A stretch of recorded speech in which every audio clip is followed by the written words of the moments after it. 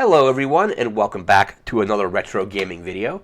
This year I've decided to purchase a new retro game every week for the course of the year. And I am doing it with N64 games and PlayStation 1 games. Those are the two consoles I've chosen to kind of do this year. So basically every week I'm going to be ordering a new game and then getting those games, and then basically probably once a month I will show you what I've gotten for the month.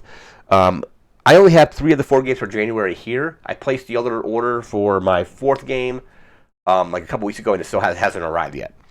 But I'm going to show you what games I do have here. So the first game I ordered for this year was Madden 64, the first Madden game on the N64. It's not actually endorsed by the NFL, but it is endorsed by the players organization.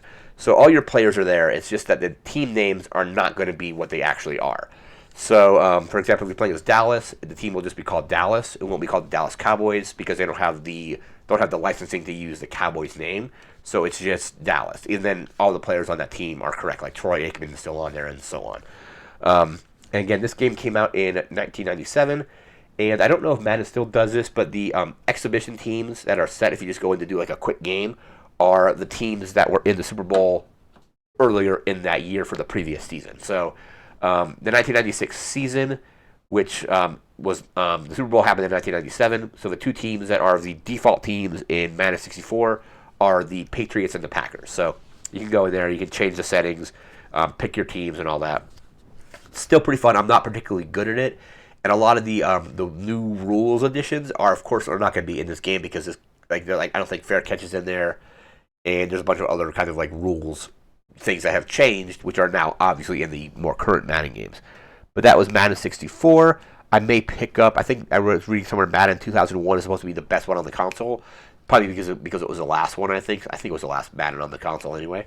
Maybe 2002, I don't recall. But no, I guess 2002 was the last one because that would have came out in 2001 once Nintendo was going into the, getting into the GameCube.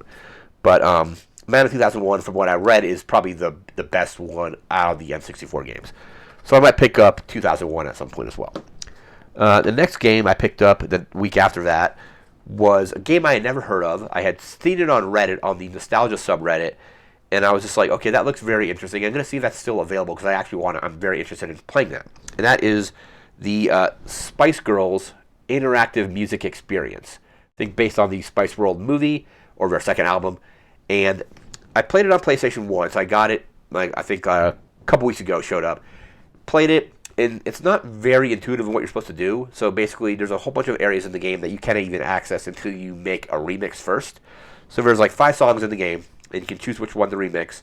You basically put pieces of the song together. The remixes don't sound particularly good because a lot of them are like in the middle of a verse, or like they're like maybe like only like a part of a chorus. But you're putting a remix together and then setting a dance routine for each member of the band to dance along to, and then you're going into a TV studio where you can then, change the camera angles and that kind of stuff. It's kind of hard to explain, so I'm probably going to do a separate video about this game in particular. I don't have a way to record off of my TV or my PlayStation 2, so probably I have copied this to a computer, the CD image, I've copied it to a computer, and I'll be playing it through an emulator. So, again, I'm also a kind of a fan of the Spice Girls. I'm not a huge fan, but I definitely enjoy it from time to time, so I picked that up. And if you're a fan, it's enjoyable. It's definitely like not going to be a game that you're going to play a lot of, but it's fun to just waste a few minutes with it. And next up, another N64 game here. Probably the first N64 game I remember playing because we rented an N64 back in 1996, and I think when it launched there was only 2 games. It was Mario 64 and Pilotwings, and they were out of Mario, so I ended up having to rent Pilotwings, and that is what I have here. So Pilotwings 64. One of the very first launch titles on the system. I think this one went for like $20. Pretty fun game. I remember playing it back in 1996 and not being very good at it. I'm still not particularly good at it. The Rocket Belt is still a kind of difficult level for me. I'm decent with the glider and the other stuff, but definitely the Rocket Belt is kind of a hard thing to actually control.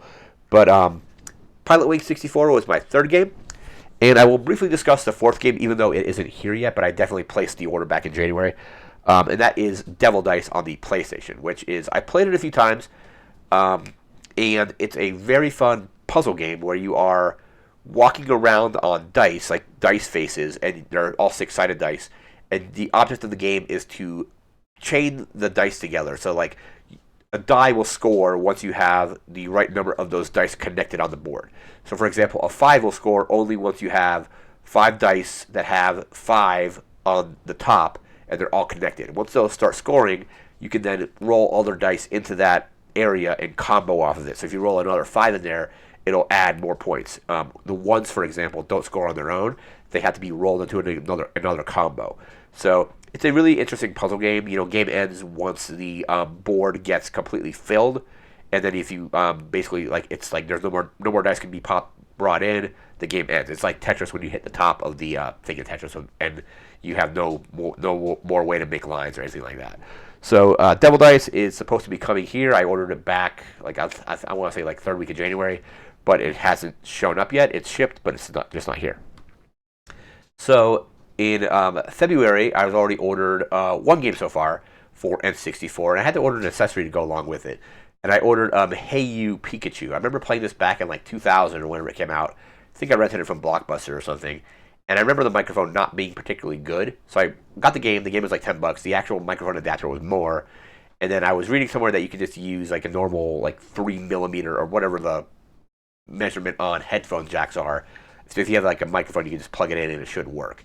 So probably had to pick up a microphone like that. I might have one just sitting around somewhere, or that style of connection I might have just sitting around. I'll do that.